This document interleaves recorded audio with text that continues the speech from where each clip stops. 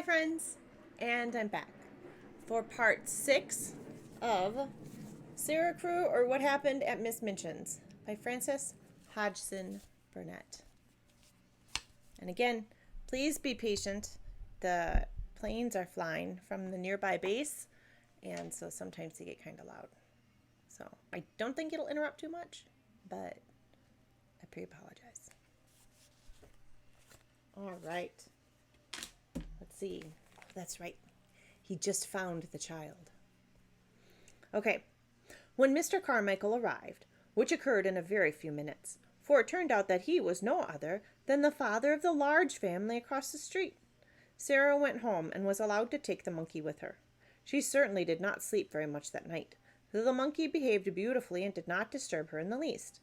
It was not the monkey that kept her awake. It was her thoughts, and her wonders as to what the Indian gentleman had meant when he said, "Tell him I had found the child."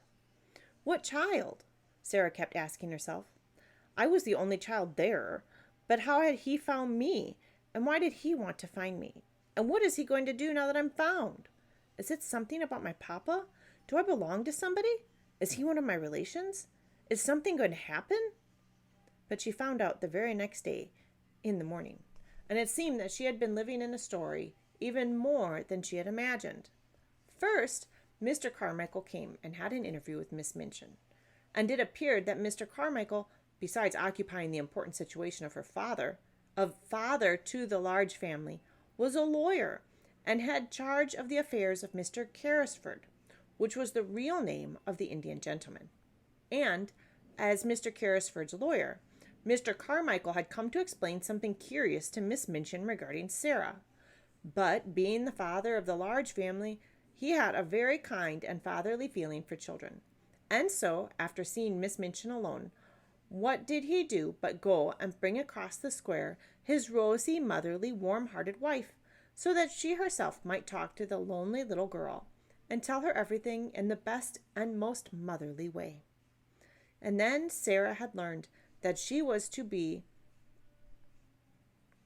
I'm going to start over again. And then Sara learned that she was to be a poor little drudge, an outcast, no more. And that a great change had come in her fortunes, for all the lost fortune had come back to her, and a great deal had even been added to it.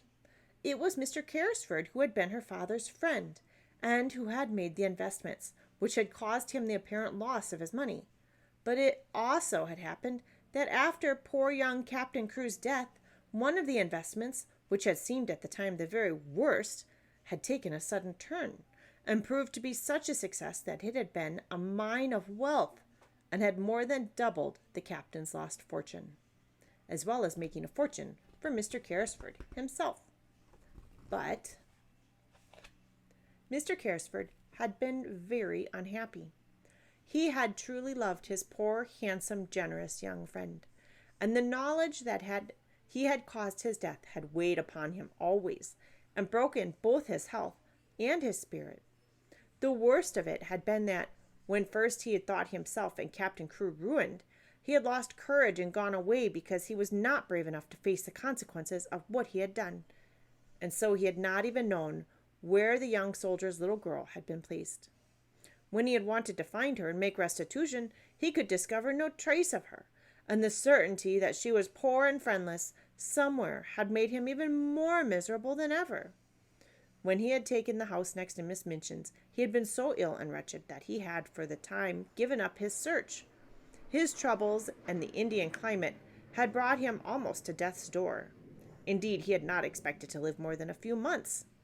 And then one day the Lascar had told him about Sara speaking Hindustani, and gradually he had begun to take a sort of interest in the forlorn child, though he had only caught a glimpse of her once or twice, and he had not connected her with the child of his friend, perhaps because he was too languid to think much of anything. But the Lascar had found out something of Sara's unhappy little life, and about the garret. One evening he had actually crept out of his own garret window and looked into hers, which was a very easy matter because, as I have said, it was only a few feet away, and he had told his master what he had seen. And in a moment of compassion, the Indian gentleman had told him to take into the wretched little room such comforts as he could carry from one window to the other. And the Lascar, who had developed an interest in, and an odd fondness for, the child who had spoken to him in his own language, had been pleased with the work, and having the silent swiftness and agile movements of many of his race, he had made his evening journeys across the few feet of roof from the garret window to the garret window without any trouble at all. He had watched Sarah's movements until he knew exactly when she was absent from her room and when she returned to it, and so he had been able to calculate the best times for his work.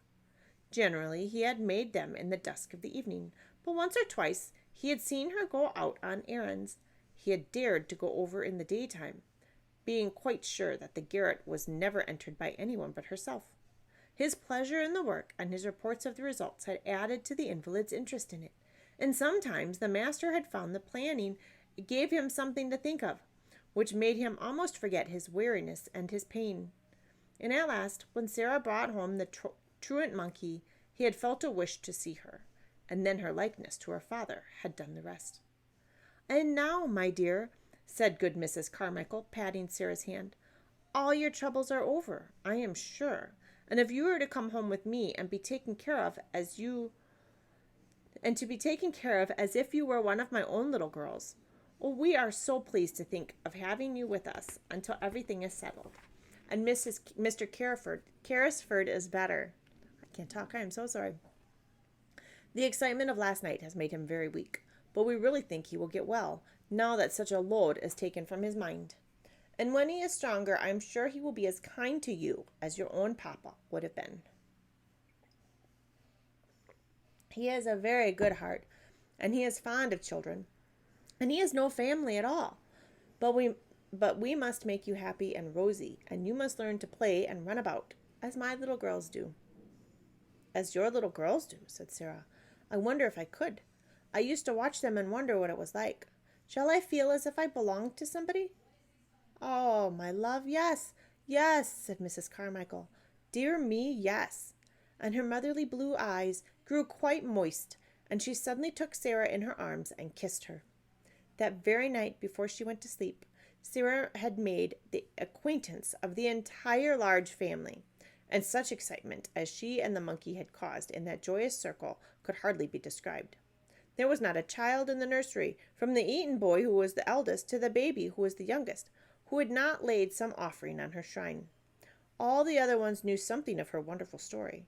She had been born in India. She had been poor and lonely and unhappy, and had lived in a garret and been treated unkindly, and now she was to be rich and happy and be taken care of. They were so sorry for her and so delighted and curious about her all at once. The girls wished to be with her constantly, and the little boys wished to be told about India.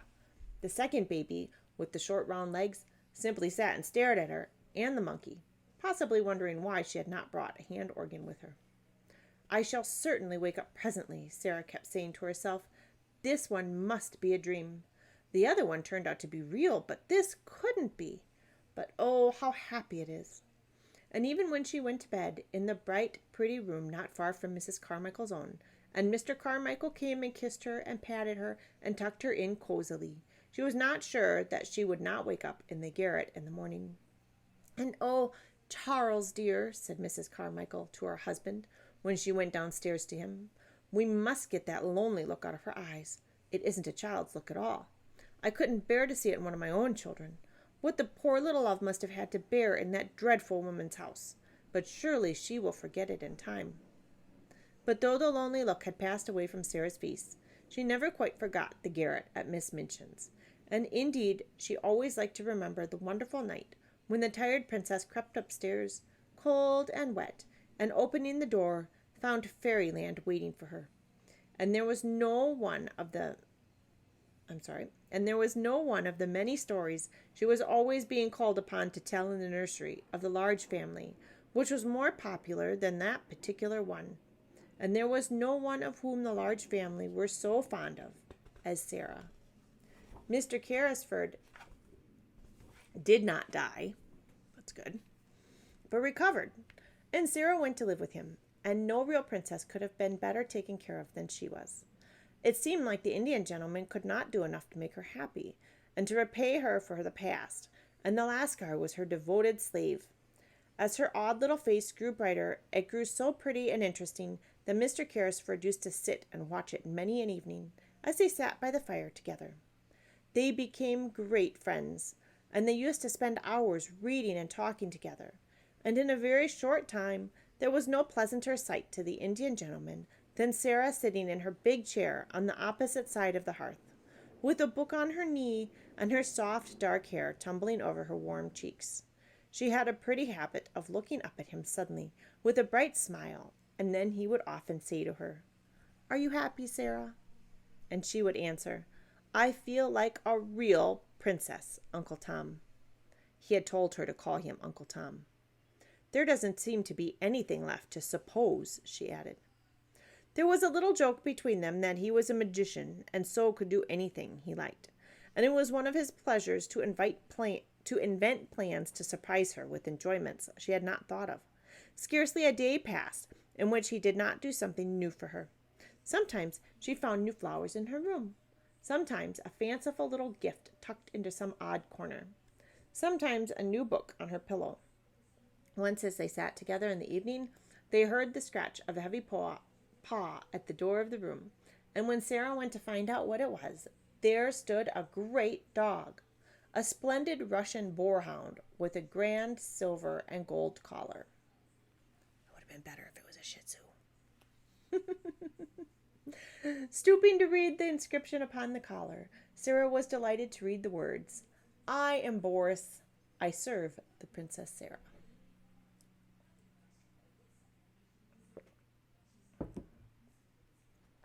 Seems like it. Yeah. Well, we'll keep going. Almost done. Then there was a sort of fairy nursery arranged for the entertainment of the juvenile members of the large family, who were always coming to see Sara and the Lascar and the monkey. Sara was as fond of the large family as they were of her. She soon felt as if she were a member of it, and the companionship of the healthy, happy children was very good for her.